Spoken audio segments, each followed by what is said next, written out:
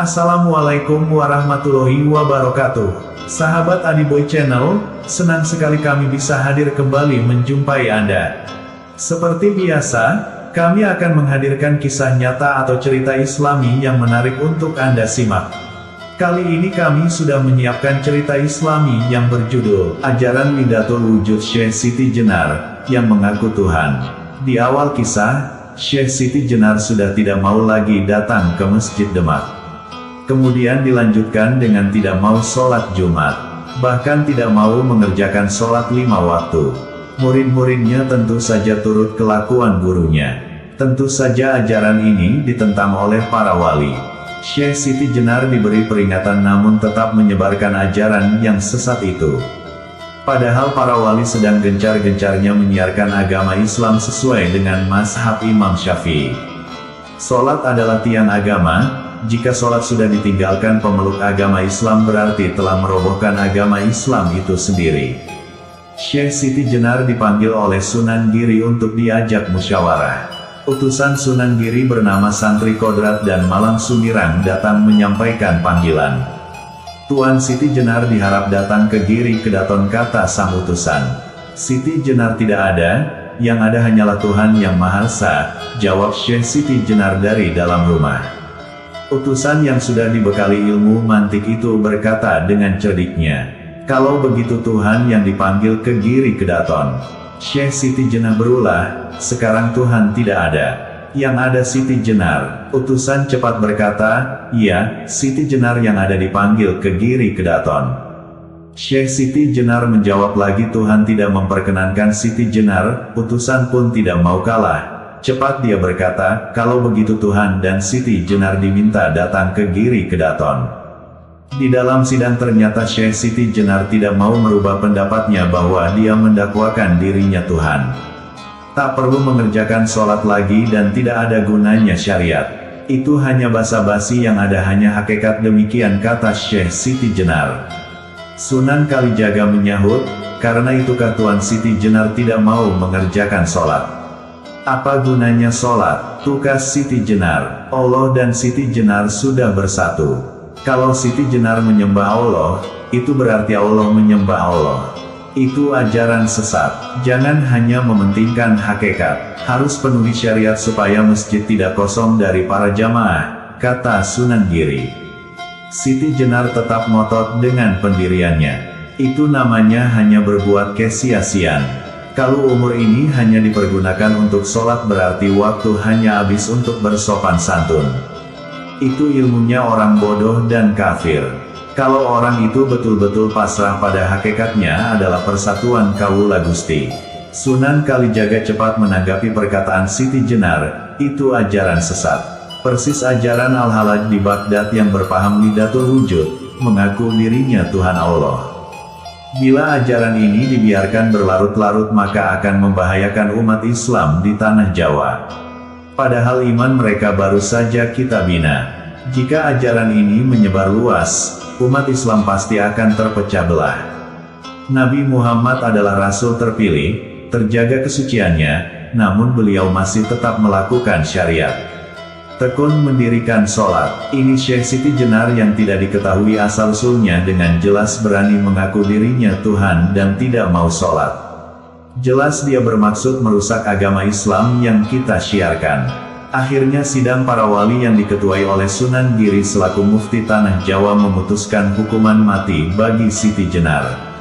Tetapi para wali cukup bijak. Siti Jenar diberi waktu setahun untuk merenung dan bertobat. Siapa tahu dalam waktu 1 tahun itu dia akan menyadari kesalahannya.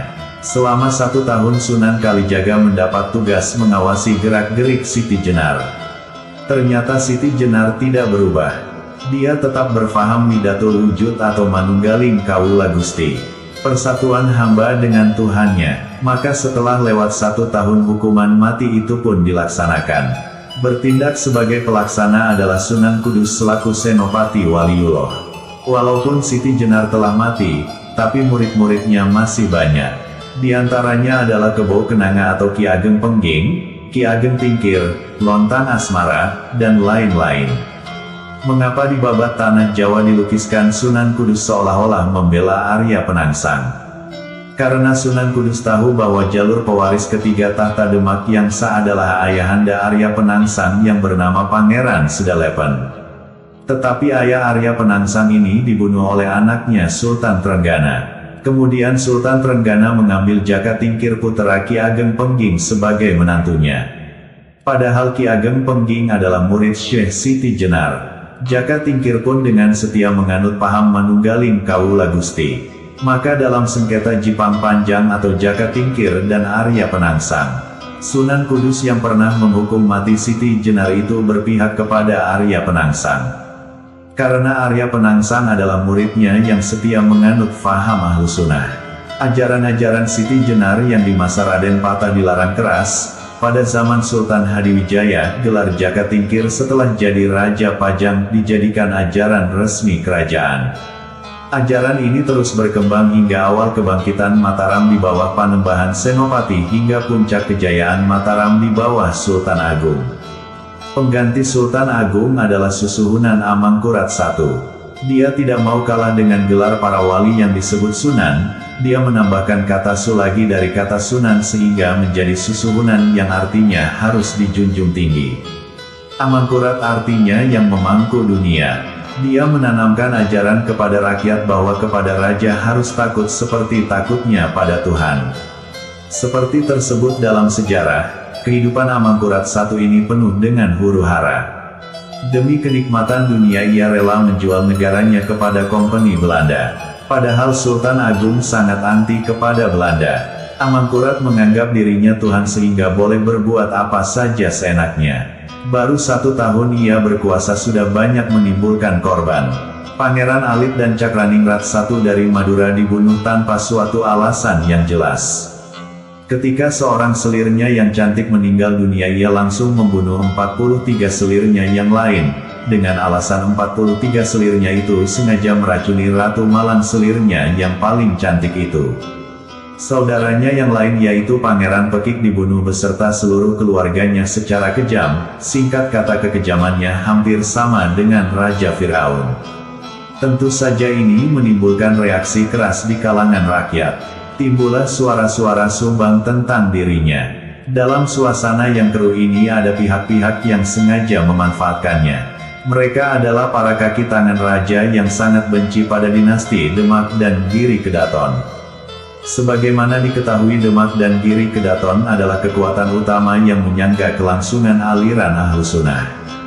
Sementara Raja Amangkurat pendukung utama aliran Syiah yang telah bercampur dengan faham kejawen. Orang-orang Syiah kejawen itu menghasut Raja, bahwa yang menimbulkan isu tidak puas di kalangan masyarakat adalah para ulama dari Giri Kedaton. Semua orang mau menghormat kepada Raja dengan cara membungkuk dan menyembah kakinya. Hanya para ulama Giri Kedaton yang tidak mau melakukan penghormatan seperti itu.